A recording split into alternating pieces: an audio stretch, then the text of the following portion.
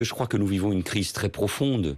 C'est une crise, Frédéric Pottier, que vous receviez ce matin sur RMC, le disait, c'est une crise identitaire, culturelle.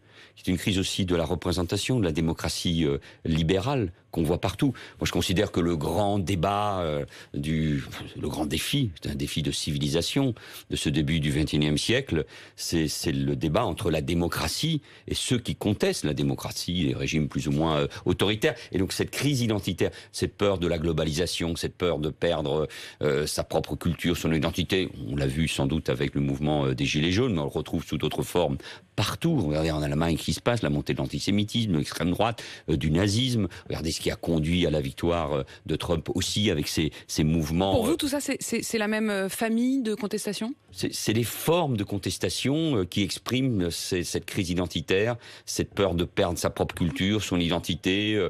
Regardez ces mouvements qu'on retrouve maintenant d'une certaine manière en France, de peur de voir, je mets des guillemets bien entendu, de voir l'homme blanc perdre sa prédominance face à ce qui serait un grand remplacement. Donc face à cela, avec même une extrême droite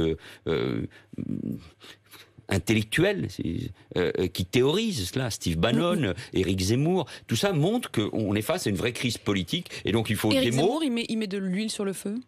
Je pense qu'il y a beaucoup de monde, je ne suis pas venu pour commenter chaque intervention dans le débat public. Non mais la question c'est la responsabilité malgré tout, la responsabilité des mots. Donc c'est bien d'un côté de dire la République fait bloc, mais est-ce qu'il n'y a pas... C'est important parce que les mots, je me rappelle de mon discours en janvier 2015 après les attentats de Charlie, de Montrouge et de l'Hypercacher, mais ces mots sont très importants. On ne peut pas demander au président de la République qu'il s'exprime fortement parce qu'il incarne. Il incarne la République, il incarne la France, il incarne l'unité. Et quand il prononce ces mots, on lui dit mais ça ne sert à rien. Évidemment, les mots ne sont pas suffisants, mais ils sont importants parce que nous sommes dans une crise profonde de valeurs.